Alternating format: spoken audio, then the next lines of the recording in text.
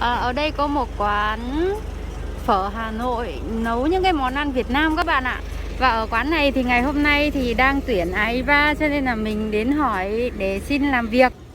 Ở quán ăn này thì bán rất là nhiều đồ ăn Việt Nam, như là có phở này, có bún chả, nói chung là có cả bún bánh bánh cuốn, giống như là những cái đồ chả cuốn, rồi là bánh cuốn, bún chả, rồi các loại phở như phở gà, phở bò, nói chung là có rất là nhiều món Việt Nam.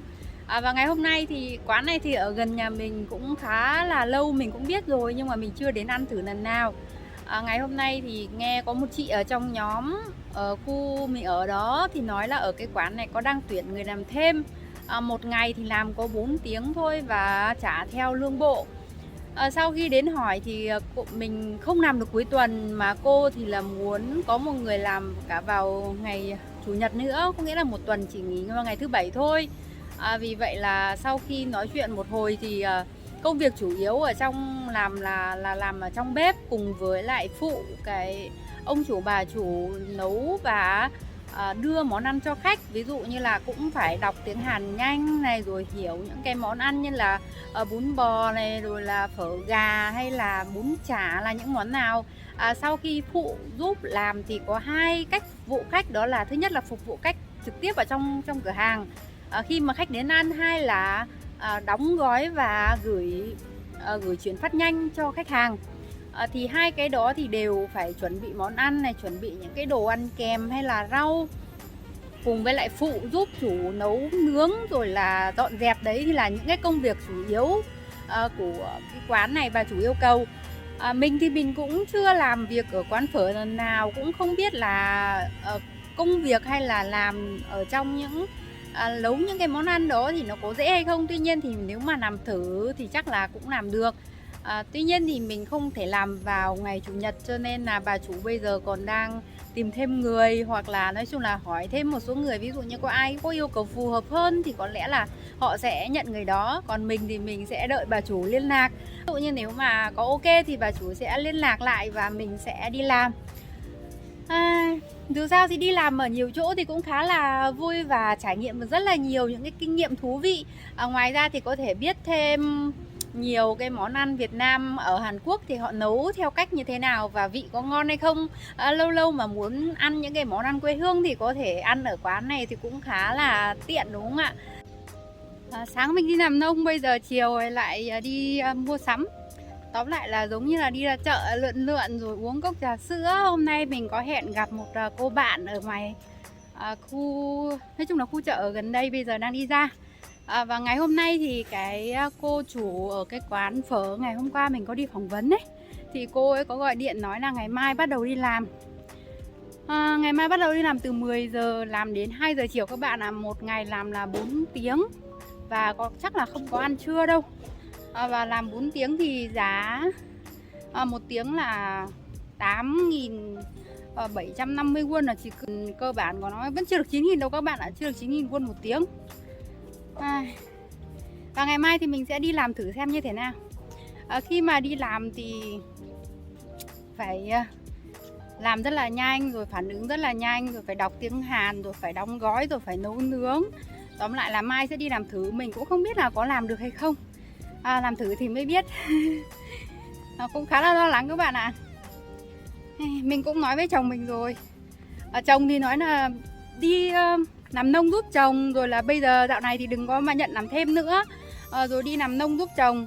Nhưng mà đi làm nông giúp chồng thì chồng có cho tiền đâu, mình thì không có tiền tiêu vặt thì rất là khó chịu. Tóm lại là mình cũng phải kiếm một số tiền riêng. Không phải là chồng mình không muốn cho tiền, mà tại vì cũng không có tiền để cho các bạn ạ. Làm nông thì có được bao nhiêu tiền đâu. Bây giờ khi mà chưa thu hoạch được nông sản thì phải đầu tư rất là nhiều. Hàng ngày thì phải đầu tư là tiền phân bón này, rồi tiền hệ thống nước, rồi rất là nhiều những loại tiền giống, tiền đủ các loại, tiền thuốc, tiền men. Mình thì cũng không trách được chồng. Lúc nào đi làm thêm thì đi làm, còn lúc nào không đi làm thêm thì mình cũng đi giúp chồng. Chồng thì cũng chẳng cho tiền bao giờ đâu. Chỉ là chồng nó ăn nó ở thì mình cũng phải làm việc thôi.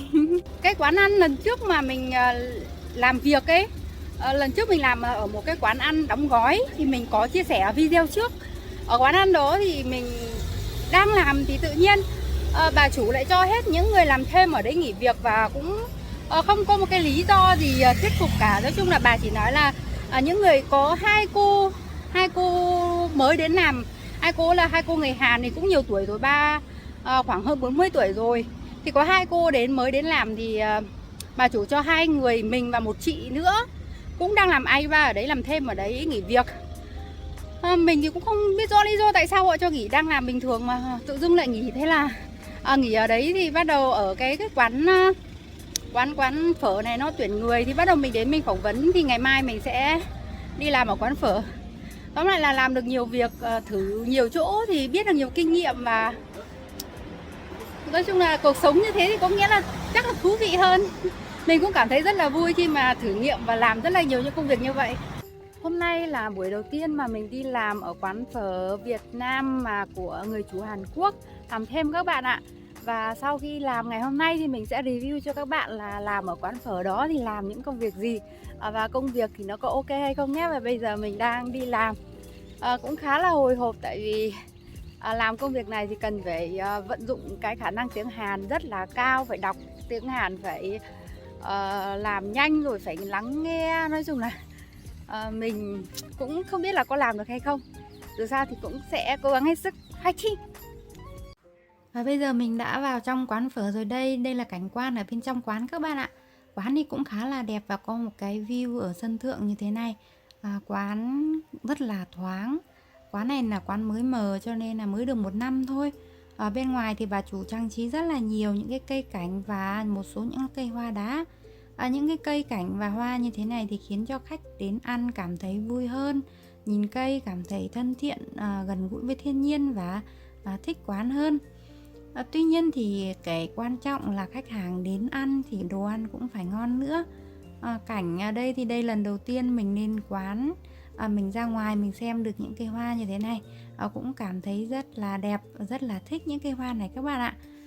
Chăm sóc và trồng được những cây hoa như thế này thì cũng cần rất là nhiều công sức, và đây là một trong những điểm thu hút và rất là đặc biệt của quán. Đây là trong bếp, cái khu vực mà mình sẽ làm việc thì chủ yếu là giúp nấu ăn, chuẩn bị các nguyên vật liệu, và khi mà bận rộn thì đều phải nấu ăn rang cơm. Đây là một số những cái menu của quán, một số món ăn như là đa số là những đồ rán, đồ phở, rồi phở xào, phở nấu. Và đây là một cái cây để order các bạn ạ. Ở Hàn Quốc thì bây giờ họ thường sử dụng cái cây order đó để order hàng. Đó, lúc nào cái này cũng phải có đồ. Hành này, hẹ này, cái này là bơ, thịt lợn, dứa.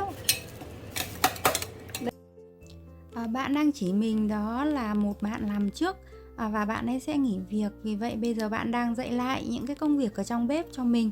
Thì gồm có những cái nguyên liệu gì cần phải thái ra làm sao, chuẩn bị như thế nào, rồi chuẩn bị những cái bước làm ra làm sao. Nói chung là dạy rất là tỉ mỉ và nhiệt tình. Và bạn ấy sẽ làm cả ngày chủ nhật nữa, cho nên là bây giờ mình đang học hỏi rất là chăm chỉ.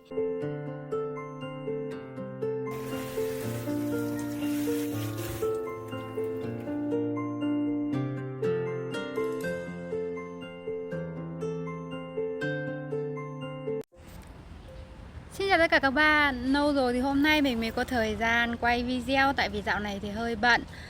Mình bây giờ đang làm ở trong một quán phở Việt Nam, và cái chủ phở này là người Hàn Quốc. Và ngày hôm nay thì mình muốn chia sẻ đến các bạn cái kinh nghiệm làm ở trong một quán phở, một quán ăn. Thường thì làm trong một quán ăn thì mình thấy có một số những cái ưu điểm như là công việc thì nó liên tục nhưng mà không phải là công việc quá là nặng.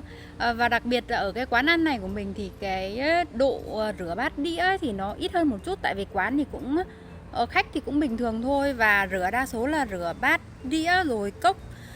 Không như quán ăn lần trước. Quán ăn lần trước mình làm thì là giống như là một cái nhà hàng, công ty nhà hàng khá là lớn, vì vậy là có rất là nhiều những cái nồi hay xoong rất là to cần phải rửa.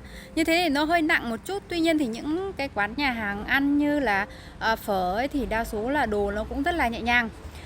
Tuy nhiên thì cái nhược điểm của nó đó là làm ở trong bếp thì bếp khá là chật, và khi mà nấu ăn thì nó rất là nóng các bạn ạ. Cái hơi nóng nó bốc ra khi mà khoảng 1 tiếng đồng hồ thôi, cũng khoảng 1 tiếng, tiếng rưỡi gì đó. Tuy nhiên thì rất là nóng và khó chịu. Và cái nhược điểm thứ hai đó là công việc thì rất là nhiều, và mình phải làm liên tục, phải nhớ rất là nhiều những công đoạn. Ví dụ như làm một cái món ăn thì phải có bao nhiêu cái công đoạn này, phải chuẩn bị những cái gì. Và trong một quán ăn thì không chỉ là có một món ăn đâu, mà rất là nhiều món ăn, vì vậy phải nhớ hết tất cả mọi thứ. Rồi là trong tủ lạnh thì phải để có những cái gì mình phải nhớ hết. Ví dụ như là có 23 đến hàng 20 loại thực phẩm đông lạnh này, rồi thực phẩm lạnh đó, mình cũng phải nhớ. Mà thường thì toàn là tiếng Hàn thôi, cho nên là tìm rất là lâu. Mà mình mới làm được 2-3 buổi mà ông bà chủ thì cứ hay giống như là cứ hay nói là phải nhớ nhanh này, rồi phải làm nhanh, rồi nói chung là cảm thấy khá là áp lực các bạn ạ. Khi mà đi làm mà họ cứ nói nhiều, rồi là khi mà mình chưa nhớ ra đấy là cái gì, hay là một cái món ăn nó có rất là nhiều công đoạn thì mình mới nhớ được 2-3 công đoạn thì đã bị dục rồi. Càng dục thì mình lại càng khó nhớ, lại càng táo hỏa lên đấy, giống như là tinh thần nó rất là khẩn trương. Vì vậy là làm những ngày đầu lại khá là stress về cái việc là phải nhớ đồ. Công việc thì nó không có nặng đâu, tuy nhiên nó rất là nhiều. Cắt cành, cắt rau, rồi xào thịt đủ các loại. Sau đó lại còn phải nhớ là nó ở cái vị trí nào, trang trí nó theo thứ tự như thế nào, cắt nó là làm sao. Ôi rồi ôi, tóm lại là mấy hôm nay mình đi làm thì công việc nó không phải là mệt về chân tay, nhưng mà đầu óc thì rất là phải linh hoạt. Rồi là khi mà bây giờ đi làm mà nó chưa quen với việc cho lắm ấy, khiến cho mình khá là bối rối. Đôi khi thì làm việc nó không theo cái trình tự đúng lắm đó. Mình nghĩ là nếu mà làm ở đâu thì cũng phải có một khoảng thời gian thích ứng này rồi. Và đến ngày hôm nay thì mình đã làm được khoảng 4-5 ngày ở cái quán phở này rồi, và thấy công việc thì cũng khá là ok. Tại vì một ngày mình chỉ làm 4 tiếng thôi các bạn ạ. Lương thì theo lương bộ là được 8.700 won hay là 8.590 won gì đó, thì mình cũng không biết là bà chủ sẽ trả cho mình bao nhiêu. Tuy nhiên thì bà nói là theo lương cơ bản, 1 tiếng là theo lương cơ bản và không có ăn trưa. Mình làm thì từ 10 giờ tới 2 giờ chiều đó, và họ không cho ăn trưa hay gì cả. Tóm lại là cũng gần ở nhà mình thôi, cho nên là tiện đường. Nói chung là ở gần chỗ làm thì sáng mình dậy thì mình chỉ cần đi bộ 5 phút là ra đến nơi làm việc rồi, cho nên là cũng khá là tiện. Và đấy là một số những cái đặc điểm ở quán phở.